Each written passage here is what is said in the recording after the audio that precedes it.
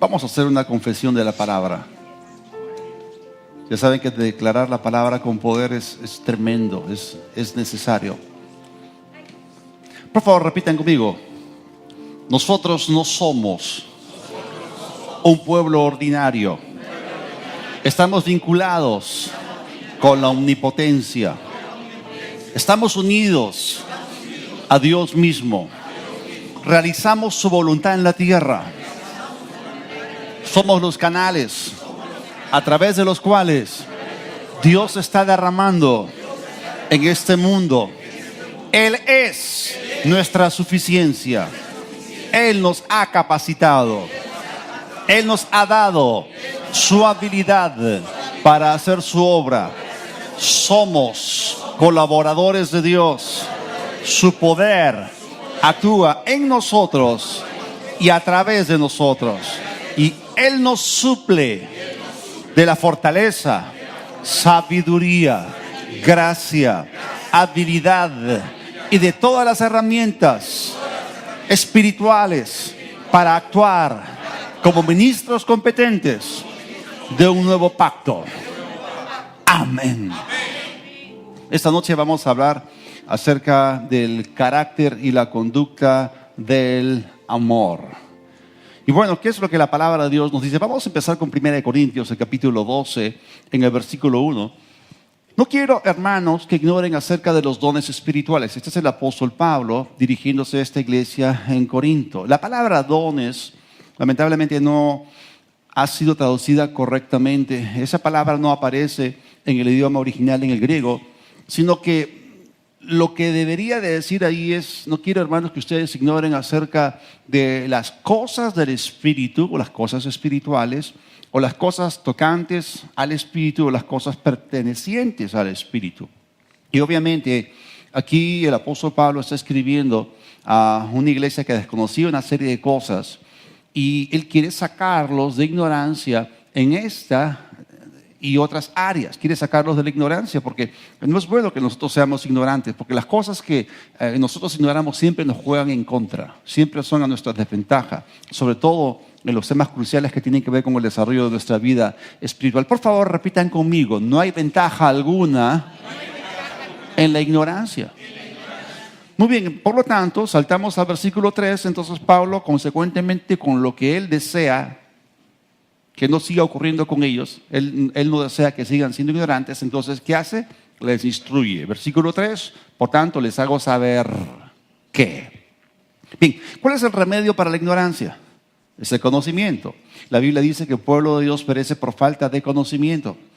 Y por falta de conocimiento el pueblo de Dios fue extraviado, fue llevado cautivo. Y hay muchas cosas que se levantan en contra de nosotros. Satanás nos ataca, él ataca la verdad en nuestras mentes. Entonces, la mejor forma de combatir el error es la presentación positiva de la verdad. Entonces, acá vemos un hombre de Dios que tiene una tremenda revelación. El apóstol Pablo fue una clase de apóstol que tenía la gracia y la unción y la capacidad para poder colocar el fundamento doctrinal del Nuevo Testamento. Él escribió 14 epístolas. Se dice que las 2/3 partes del Nuevo Testamento fueron escritas por él. Entonces él hablaba, él escribía con autoridad. Y en este momento vemos que él comienza a revelar verdad, comienza a dispensar verdad. Había una gracia que Dios le había dado a él para repartirla a aquellos que estaban fuera del mundo judío, a los gentiles. Entonces hay muchas cosas en las escrituras que Dios no quiere que ignoremos. Por ejemplo, la Biblia dice que Dios no quiere que ignoremos acerca de los cristianos que durmieron o aquellos que murieron físicamente. Dios no quiere tampoco que ignoremos acerca de lo que ha acontecido con Israel. ¿Cuántos de ustedes saben que Israel, parcialmente y temporalmente, están experimentando un endurecimiento de corazón y una ceguera espiritual? Entonces Dios no quiere que ignoremos ese tipo de cosas. Y el apóstol Pablo menciona aquí un asunto que tiene que ver con las cosas espirituales. Entonces, en las epístolas, Pablo dispensa o suelta revelación, mucha instrucción. Hay epístolas que son fuertes en contenido didáctico para que nosotros caminemos en conocimiento y no en ignorancia. Ahora, lo que el apóstol Pablo comienza a compartir acá con respecto a las cosas espirituales, empieza sí en el capítulo 12 de Primera de Corintios, pero no termina en el capítulo 12, él se extiende. Así que vamos a dar un vistazo acerca de lo que el apóstol Pablo está tratando acá. Toca varios asuntos. Cuando uno sigue leyendo el capítulo 12 de Primera de Corintios, vamos a ver por ahí en el versículo 4, él habla acerca de las manifestaciones del Espíritu Santo. Si saltamos al versículo 5, él habla acerca de los ministerios del Señor. Si vamos al versículo 6, él habla acerca de las administraciones de Dios, que Dios desde el ámbito del Espíritu, él orquesta todo lo que ocurre en la iglesia, porque hay diversidad de operaciones que son orquestadas por Dios el Padre. Y luego seguimos leyendo, el apóstol Pablo comienza a mencionar las 9 manifestaciones del Espíritu Santo, y cuando ya llega al versículo 12, el tema que se abre es el tema de la unidad. El tema de la unidad es el que corre en el resto de ese capítulo. Entonces, cuando leemos este capítulo, la mayor parte del contenido tiene que ver con la unidad. La palabra cuerpo, porque se habla del cuerpo de Cristo, aparece 18 veces. La palabra miembros aparece 13 veces. Entonces, esas palabras en sí mismo, o sea, nos llaman la atención. Cuando tantas palabras se repiten, cuando las palabras se repiten tantas veces, eso, el mismo texto hace que algo aflore a la superficie y nos llama la atención. Es decir, estoy hablando acerca de esto, nos llama la atención. Entonces, la falta de conocimiento estaba dañando a esa iglesia, la iglesia en Corinto, y para ellos, como dije, era una terrible desventaja. Entonces, ellos eran, en su proceso de crecimiento espiritual, era una iglesia bebé.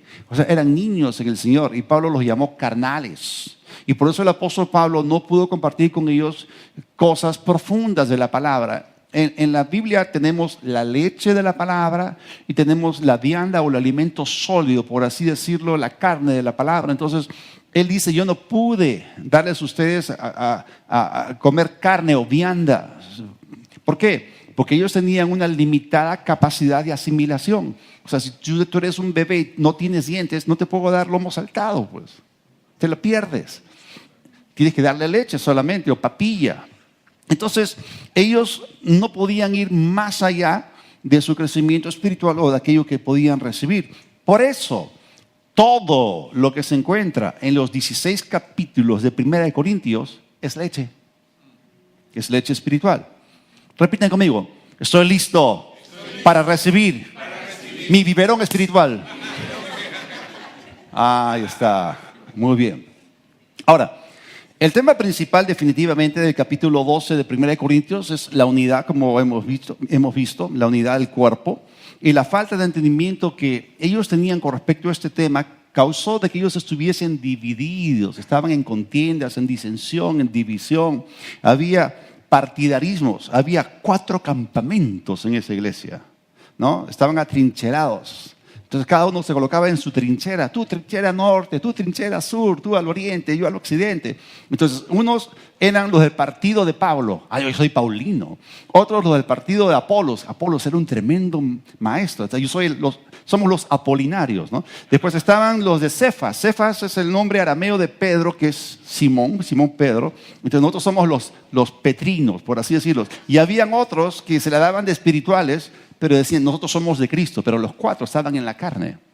Y desde sus trincheras se disparaban unos a otros. Había una serie de peleas en la iglesia. Era terrible.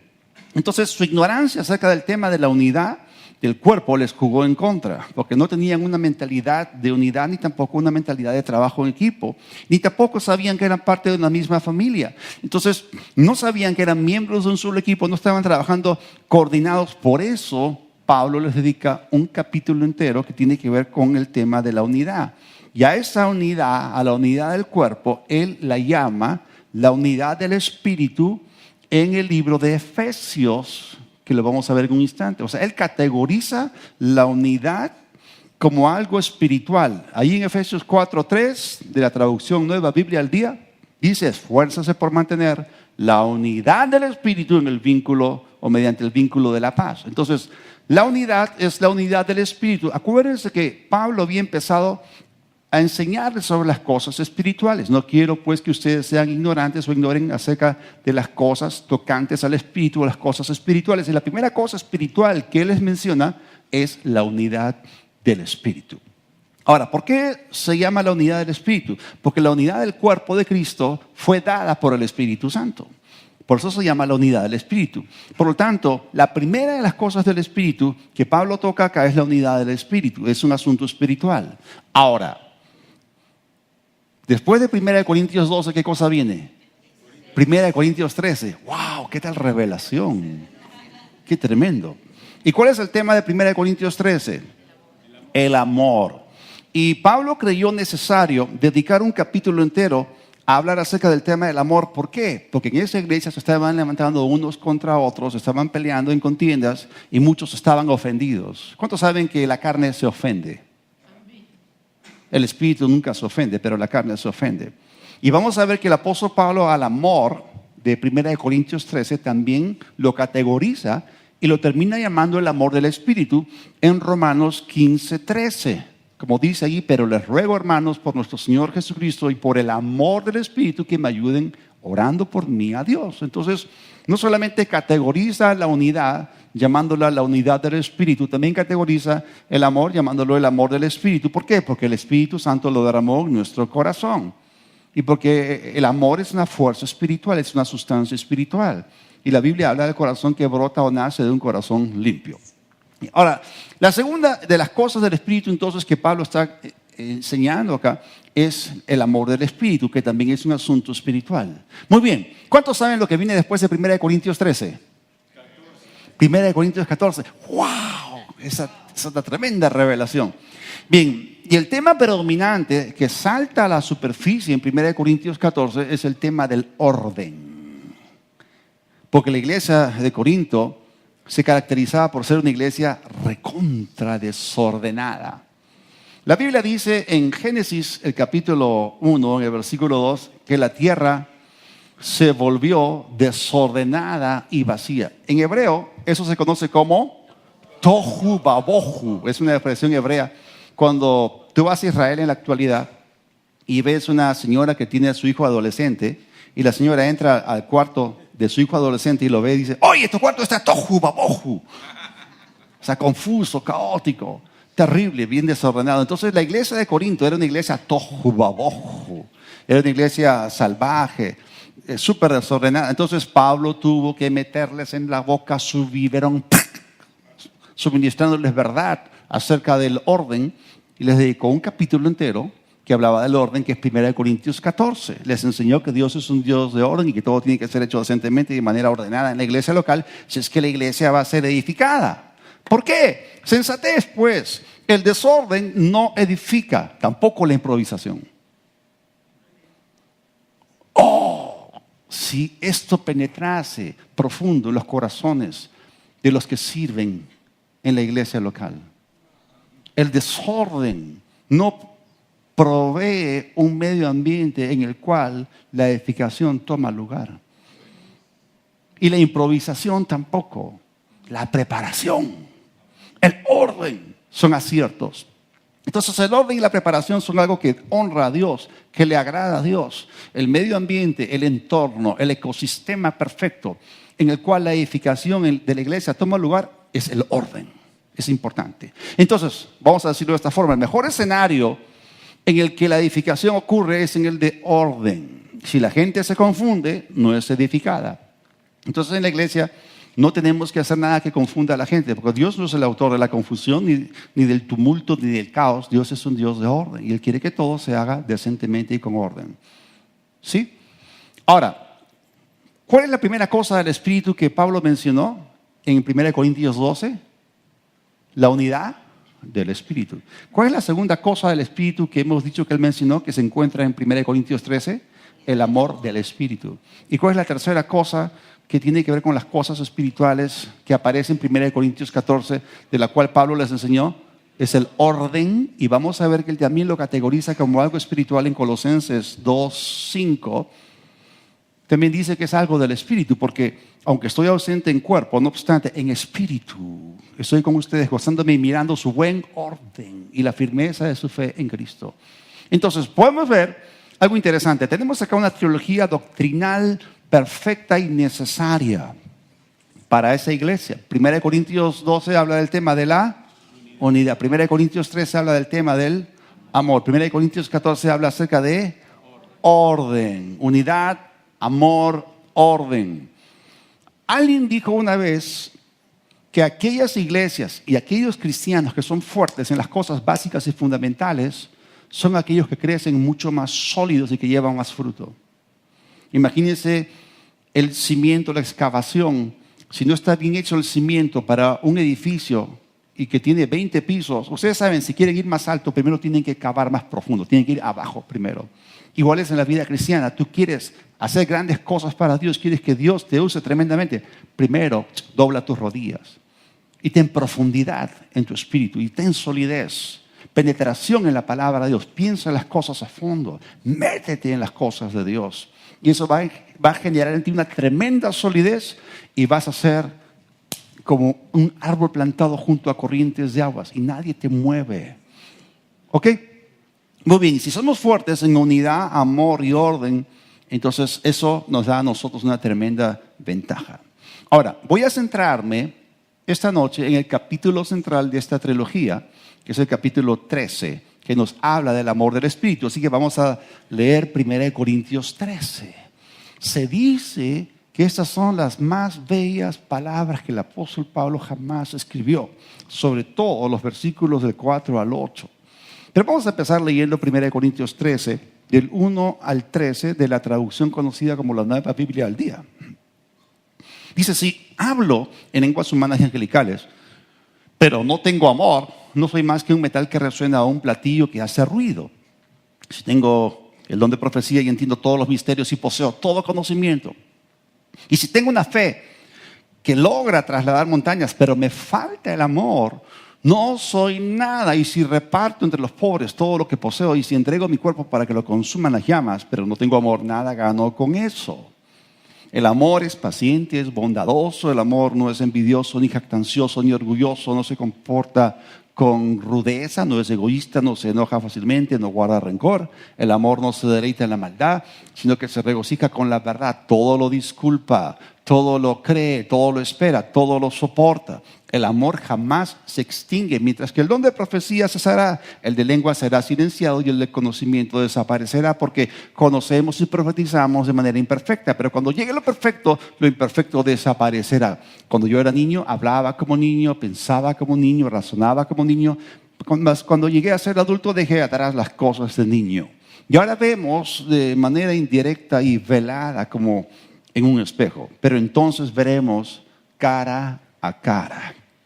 Ahora conozco de manera imperfecta, pero entonces conoceré tal y como soy conocido. Ahora pues permanecen estas tres virtudes: la fe, la esperanza y el amor, pero la más excelente de ellas es el amor. Obviamente aquí encontramos que el amor es lo más importante de todas las cosas espirituales habidas y por haber. La más importante es el amor. El amor es más importante que la fe, es más importante que la esperanza, porque el amor es la fuerza más poderosa de todo el universo. La palabra de Dios nos habla acerca de las 4 dimensiones del amor. El tetradimensional amor de Dios en Efesios capítulo 3. Y Él habla acerca del poder que actúa en nosotros. Es el poder de su amor.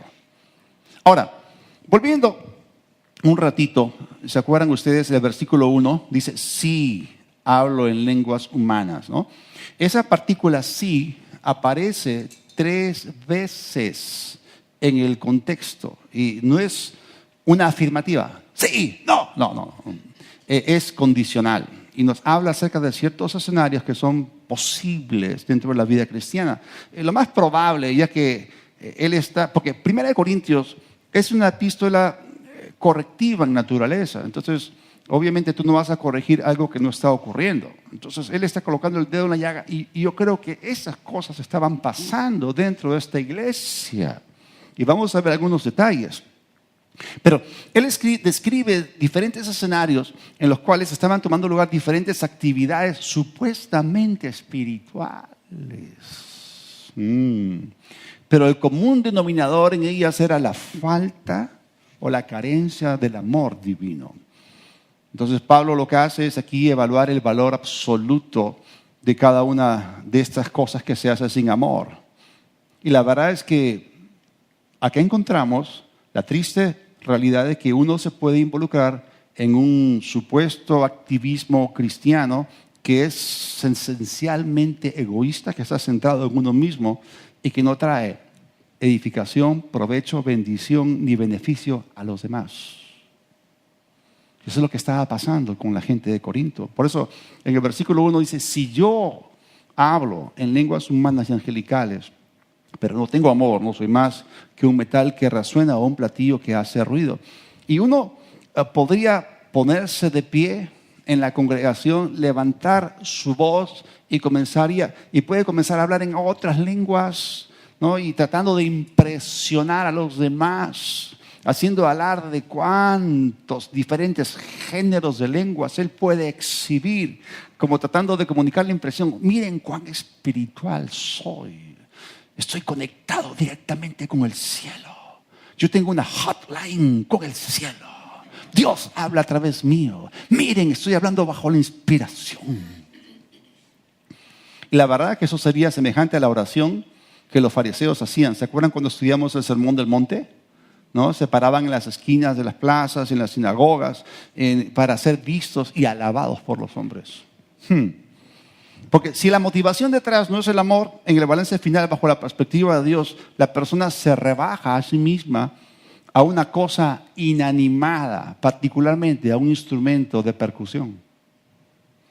Puedes hacer todo eso, pero al final eres más que un metal que resuena a un platillo que hace ruido. Ahora, la Biblia dice que los niños espirituales, o los carnales, o los bebés en Cristo, son fácilmente engañables. Y una de las cosas que es la característica que distingue a los bebés en Cristo es que agarran algo y lo sobredimensionan o lo llevan hacia un extremo. Tomar una porción de la Escritura o un aspecto de la vida y sobredimensionarlo con la exclusión de los demás es un terrible desbalance. ¿Me pueden entender? Ellos agarraron el hecho de que hablaban en lenguas y lo llevaron hacia el extremo. Agarraron la vaca de hablar en lenguas y le exprimieron hasta la última gota de leche. Esa es una metáfora, ¿no? Lo que estoy tratando de decir es que ellos agarraron esto y lo usaban como si fuese una herramienta multitask o multipurpose. Es decir, ustedes saben, si ustedes quieren colocar un clavo, ¿qué herramienta utilizamos? Un martillo, ¿no? Si quieren poner un tornillo, un desarmador o destornillador, ok, está bien. Entonces, hay algunas personas en el cuerpo de Cristo que piensan que el ayuno es una herramienta multifuncional. Estos pensaban que el hablar en lenguas era una herramienta multifuncional. Hay algunos que piensan que es otra cosa, o otros piensan que es la oración solamente, otros dicen no, la palabra. No, pero hay que tener balance. Entonces, ellos habían agarrado este asunto y definitivamente se estaban parando. Como ya les dije, era una iglesia tohu, babohu, los servicios, las reuniones de iglesia eran bien desordenadas y tú no te podías extrañar. Y alguien se paraba y comenzaba a hablar en lenguas. Así, y toda la gente, ¿qué le pasa a este? Le patina el coco. Y ustedes van a encontrar, y les voy a decir algo, no sé si han escuchado ustedes acerca de la renovación carismática o las iglesias carismáticas, inclusive esto también se ha colado en las iglesias de fe. Muchos agarran 1 Corintios 14 como el modelo de cómo debe ser una iglesia llena del Espíritu Santo. ¡Craso error! 1 Corintios es una epístola de naturaleza o carácter correctivo. 1 Corintios 14 es solamente exhibe el desorden que ellos tenían y Pablo los corrige. Imagínense el tráfico en Lima a la hora punta.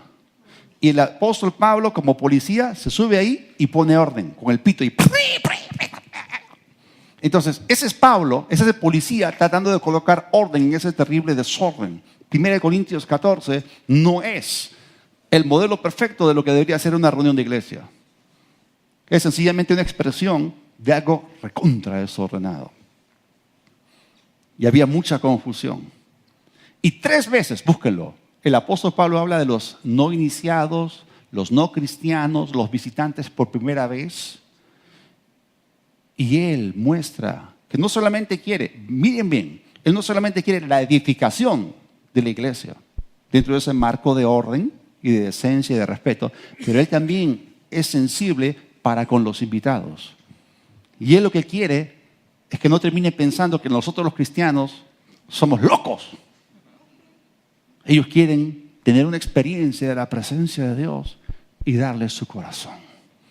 Eso es lo que Pablo quiere para los visitantes. Entonces la iglesia de Corinto, sí que tenía sus problemas. Bien, entonces ellos habían agarrado el tema del hablar en lenguas y lo habían llevado a un extremo porque no entendían su verdadera naturaleza ni utilidad. Entonces, otra vez, cuando nosotros hacemos algo sin amor, nos rebajamos a nosotros mismos a algo inanimado, a una cosa. En ese caso, a un instrumento de percusión. Y hablando acerca de instrumentos, el apóstol Pablo entendía un poco sobre instrumentos. Saltamos un poquito más adelante, en el mismo capítulo. No, voy a saltar al capítulo 14, los versículos 7 al 9.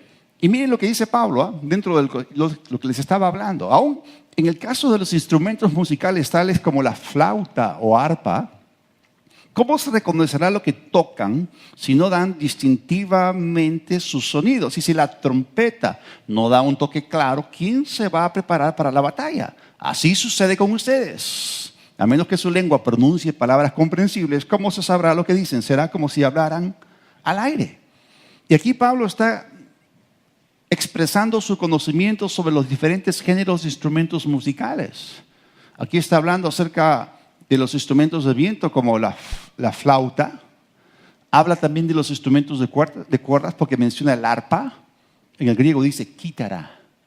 Es la raíz de la palabra guitarra. ¡Yes! Guitarras en la Biblia. ¡Gloria a Dios! Lean Apocalipsis capítulo 14. Los 144,000 judíos a la mitad de la gran tribulación son arrebatados y tienen arpas. Tienen guitarras en el cielo. Bueno, y luego habla de la trompeta, que también es un instrumento de viento, ¿no? Y más adelante, y antes había hablado acerca de los instrumentos de percusión, ¿se acuerdan? El platillo y el metal que resuena. Entonces, él describe que todos estos son inanimados, aunque producen sonidos, no tienen vida. Pero nosotros somos seres animados, no cosas inanimadas, no estamos muertos, somos personas. Y lo que producimos son palabras. Y lo que queremos es que la gente entienda lo que decimos para que aprenda y sea bendecida, edificada, beneficiada y les sea de provecho. Entonces nosotros vamos a hacer un mejor trabajo si somos intencionales en ayudar y servir a los demás. Con vidas y lenguas capaces de hablar algo que se puede entender. Por favor, repiten conmigo. El amor edifica.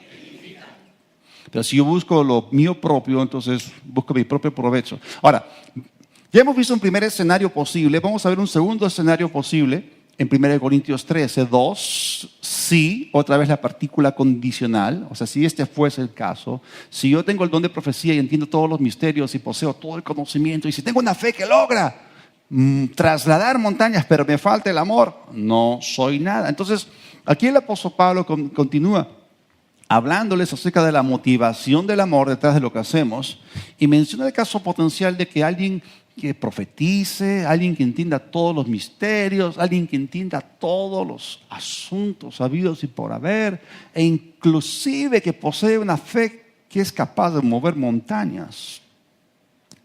Comparando el escenario anterior, ¿se han dado cuenta que esta lista es un poco más larga?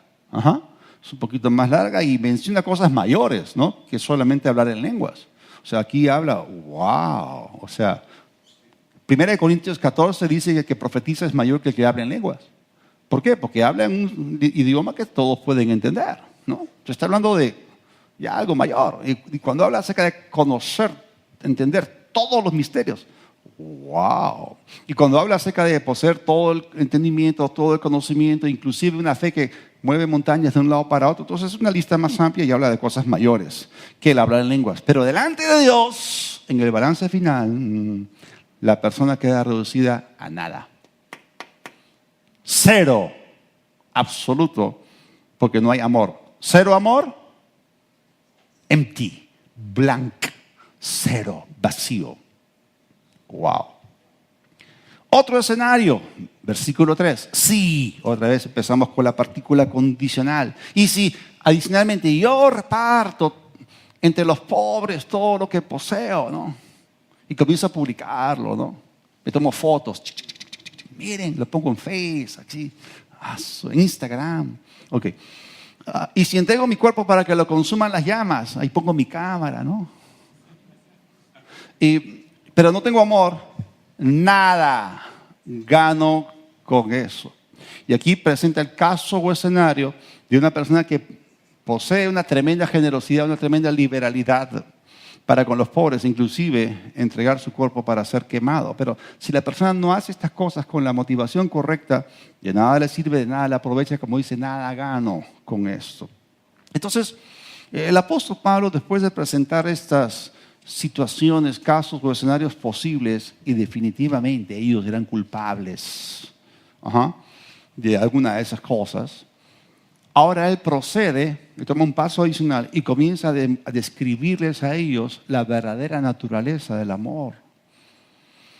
Comienza a explicar su comportamiento. Aquí nos habla del carácter y conducta del amor de Dios, que ese es el tema de esta noche. Y eso está comprendido entre los versículos 4 y 8.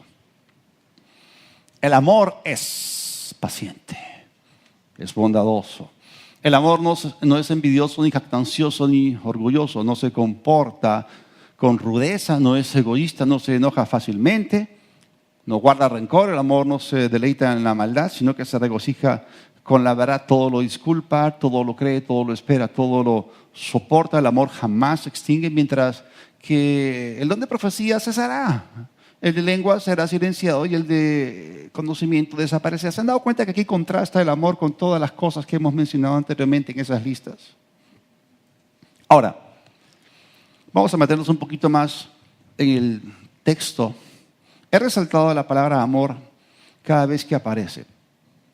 La palabra amor aparece 9 veces en los 13 versículos de 1 Corintios 13. Y cada vez que toma lugar esta ocurrencia, siempre en el texto griego aparece la palabra griega ágape. Por favor, repitan conmigo, ágape. Bien, ahora en el griego existen más o menos 4 o 5 diferentes palabras que se traducen amor, pero esta es la más elevada. Ahora, yo les voy a hacer unas preguntas. ¿Qué significa ágape? En una sola palabra. Amor, claro. Pero más que simplemente amor, o sea, necesitamos entender esta palabra dentro del contexto de las Escrituras. Jesús usó esta palabra varias veces en el Evangelio de Juan, ¿no? En este mundo conocerá que son mis discípulos, ustedes se aman unos a otros, ¿ok? Entonces, es más, el apóstol Juan usa mucho la palabra amor en su primera epístola, la primera carta, y también aparece por ahí en segunda y tercera de Juan, aparece la palabra amor. Ahora, vamos a ver un caso cuando Juan menciona esta palabra. Vamos a ir ahí de frente a entender la naturaleza del amor. Primera de Juan 4:8, Nueva Biblia al día. El que no ama, no conoce a Dios. ¿Por qué? Porque Dios, en el griego, teos. ¿Han escuchado la palabra teos? Teología. Porque Dios o teos es amor. Y ahí también aparece la palabra ágape. Entonces, acá está diciendo, y escúchenme bien, ¿cuántos han leído de que la Biblia dice que Dios es luz y en Él no hay ninguna tiniebla? Todo lo que Dios es, lo es absolutamente.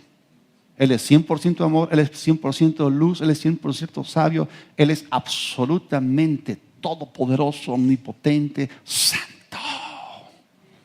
Entonces, todo lo que Él es, lo es 100%. Nosotros no somos, lo que somos no lo somos 100%. O sea, no todos somos 100% pacientes, ¿no? Ok. Pero entonces, volviendo a la pregunta, ¿qué significa ágape? Es claro, muchos dicen que ágape es el amor de Dios o la clase de amor que Dios tiene, porque hay diferentes, como 4 o 5 palabras, porque han escuchado eros, ¿no? Después está sige, no, perdón, no, vamos a ver, está eros, que es el nivel más bajo, está fileo, que es el amor fraternal, ¿no? Y después está, ¿cuál es el otro? Astorbos. Entonces hay diferentes clases pero ágape es la más alta, ¿ok? Pero la mejor definición de ágape no es decir, bueno, es el amor de Dios o el amor que Dios tiene, la clase de amor que Dios tiene. O sea, ágape en realidad es la clase de amor que Dios es, porque Dios es amor. Wow. Entonces, al final de 1 Corintios 13 hemos visto que hay 3 virtudes que permanecen: la fe, la esperanza y el amor. La mayor es el amor. Ahora, Dios es un Dios de fe, ¿correcto? Él demanda que vivamos por fe para agradarlo, pero Él no es fe. Dios es un Dios de esperanza. Él es el Dios de toda esperanza. Él quiere que nosotros vivamos gozosos en la esperanza, pero Él no es esperanza. Dios es un Dios de amor, Él tiene amor, Él es amor y Él quiere que tú y yo andemos en amor. Entonces Dios no es fe, Dios no es esperanza, Dios es amor. Ahora vamos a regresar a la porción de 1 Corintios 13 donde el apóstol Pablo describe el carácter y la conducta del amor. Solamente que vamos a hacer un reemplazo.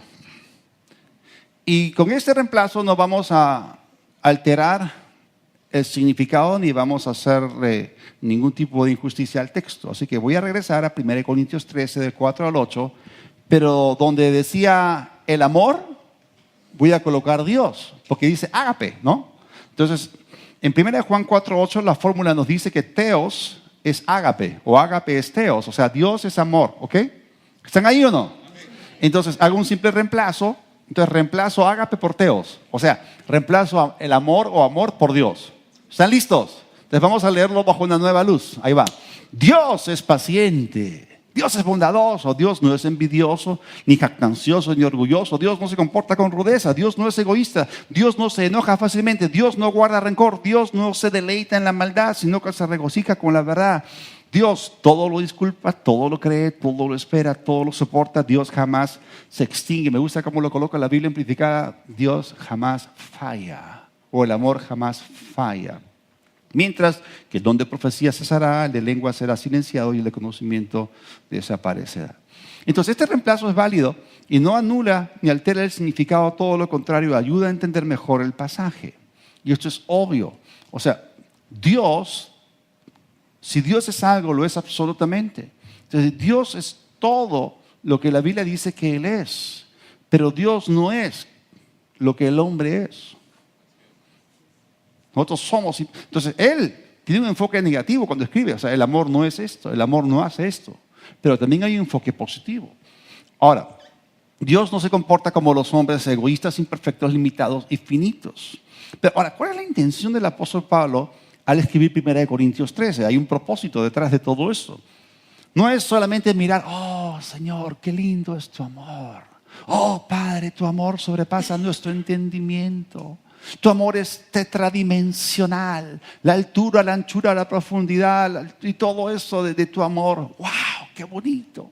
Pero el apóstol Pablo no quiere que ellos se queden fascinados, contemplando el amor de Dios. Él quiere que vayan más adelante. Recuerden, en Dios no hay problemas. O sea, el carácter y conducta de Dios no son el problema. El carácter y conducta de los corintios era el problema y de los creyentes en la actualidad. Entonces, acuérdense, 1 Corintios es una epístola de carácter correctivo y Pablo está trayéndoles enseñanza, les está dando corrección en un área en la cual ellos estaban fallando.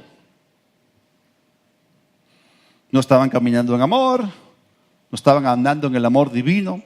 Ellos necesitaban ir más allá del hecho de que Dios era amor, así que tenían que tomar un paso más. Por supuesto, ellos tenían que entender la unidad del Espíritu y esforzarse en guardar esa unidad en el vínculo de la paz. Por supuesto, ellos tenían que entender que Dios era un Dios de orden, comprender el orden del Espíritu y alinearse a Él y hacer las cosas decentemente y en orden para traer edificación, por supuesto. Pero ellos también debían, aparte de caminar en el orden divino, también tenían que caminar en el amor divino.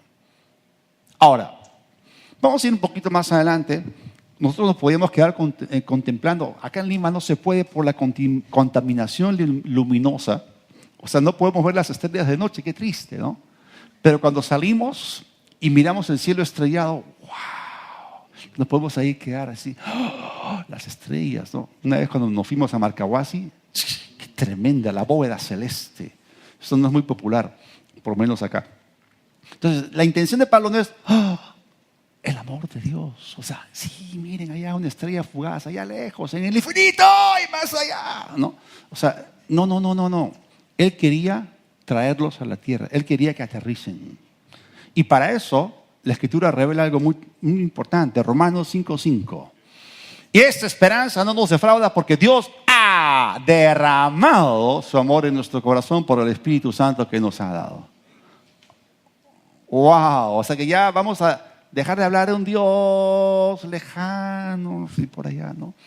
Ahora vamos a hablar acerca de que ese ágape no es algo ajeno a nosotros, no es algo que no está a nuestro alcance, sino que Miren, Romanos 5 es un capítulo que habla de hechos trascendentes que tienen que ver con nuestra redención. O sea, es tremendo.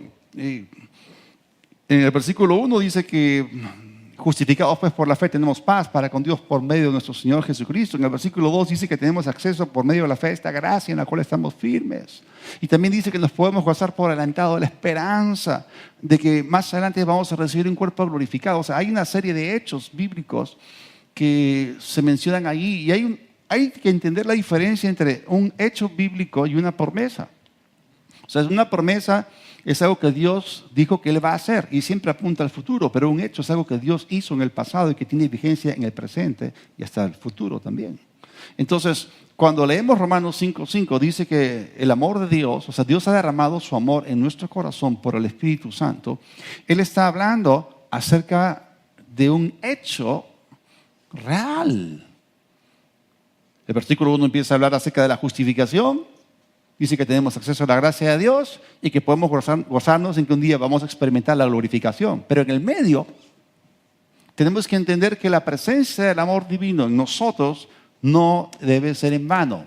2 Corintios 6 dice que no reciban la gracia de Dios en vano. El amor de Dios nos ha sido dado por gracia y nos ha sido dado para que sea también derramado afuera.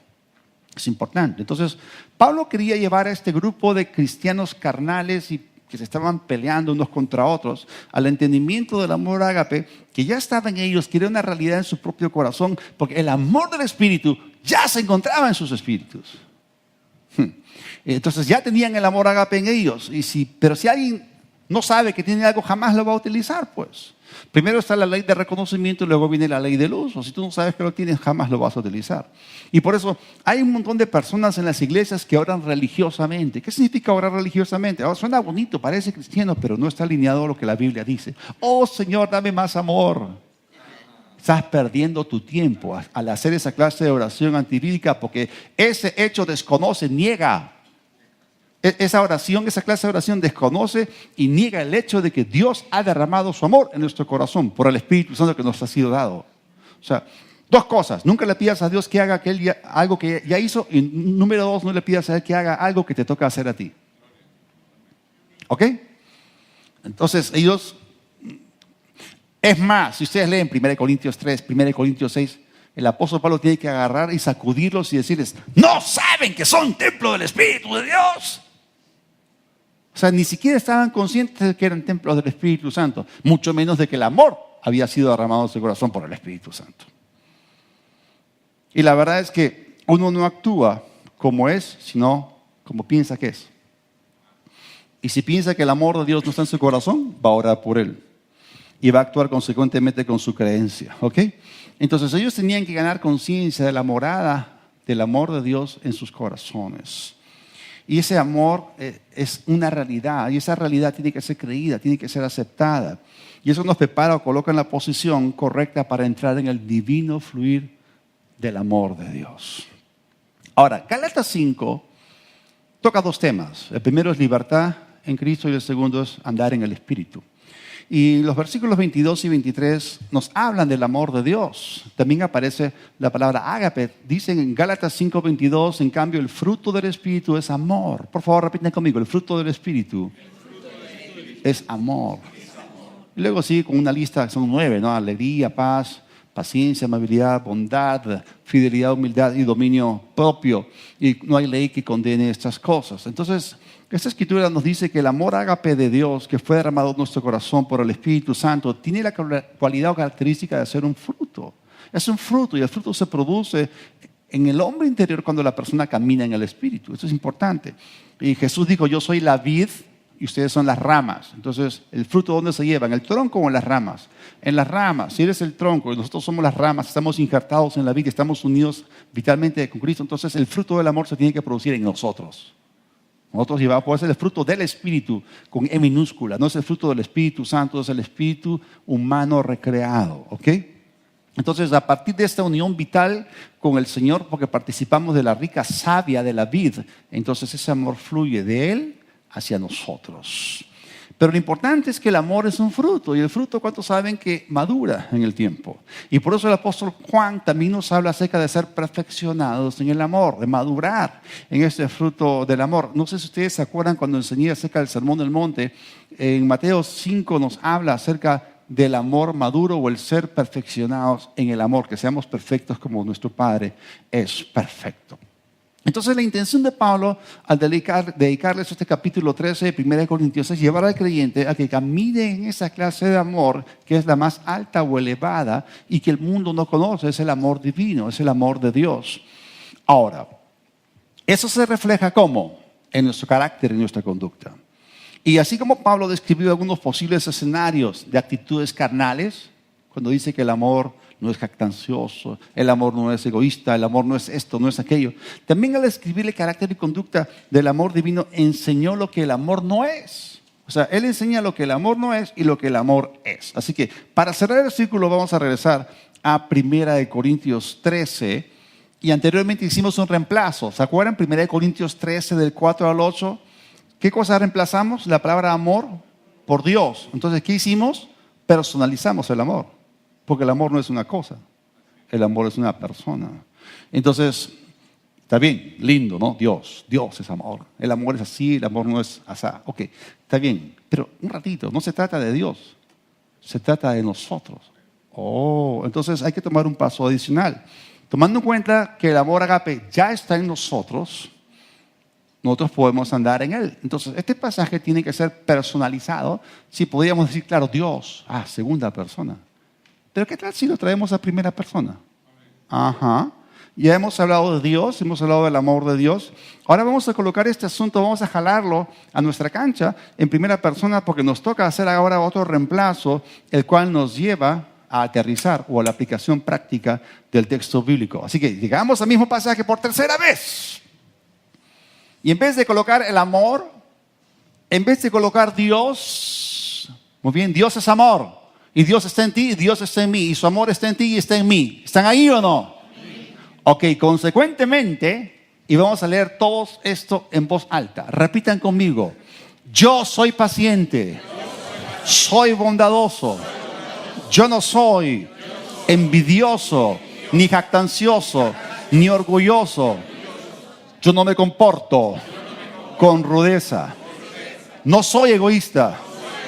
No me enojo fácilmente. No guardo rencor.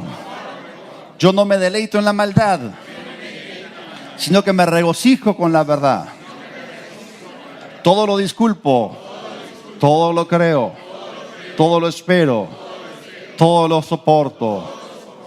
Yo nunca fallaré. Amén. O sea, ¿a cuántos les ayuda a mirar así esto de una perspectiva diferente? ¿Les ayuda o no les ayuda? Claro, nos ayuda para alimentar la naturaleza de amor en nosotros y para madurar o ser perfeccionados en Él.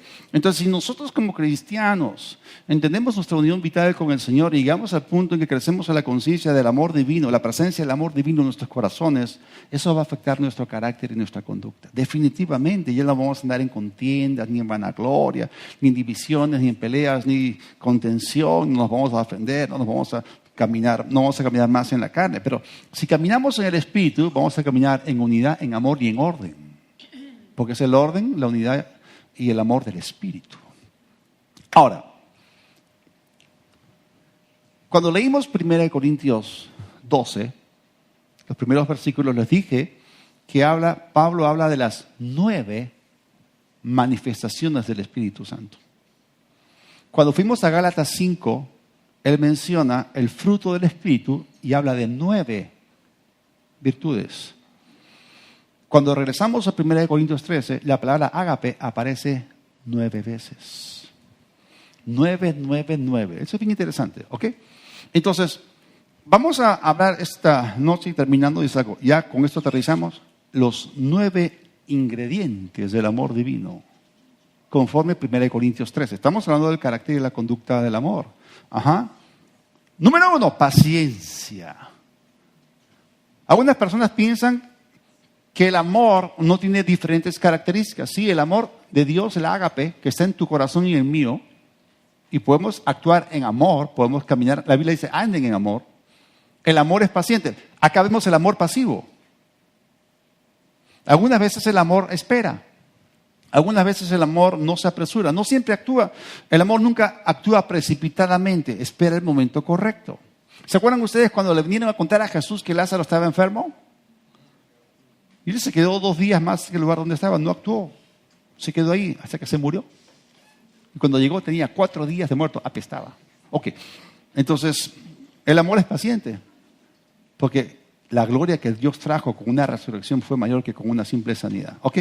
Bien, segundo ingrediente del amor divino es la benignidad.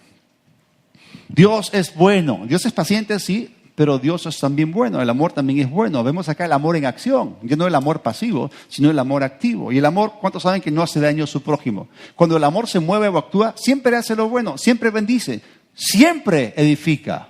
Gracias a Dios. El amor toma la iniciativa, cuando el amor actúa siempre hace lo bueno, es útil, es gentil, es amable. El tercer ingrediente del amor divino es la generosidad. ¿Cuántos saben que Dios ama al dador alegre? Pero la Biblia enseña que el más grande dador alegre de todos es Dios mismo. Wow, es bueno, es generoso, el amor da con la mano abierta, con liberalidad, abundantemente y sin reproche. El amor es generoso. ¿Cuál es la cuarta característica o el ingrediente número 4 del amor divino? Es la humildad. Acá vemos el amor oculto. ¿Se acuerdan que el amor no es jactancioso?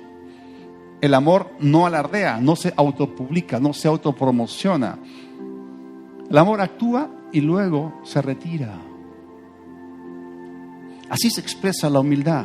No se centra en sí misma, no es jactanciosa. Dios mismo es humilde, el amor es humilde y tú y yo debemos ser humildes.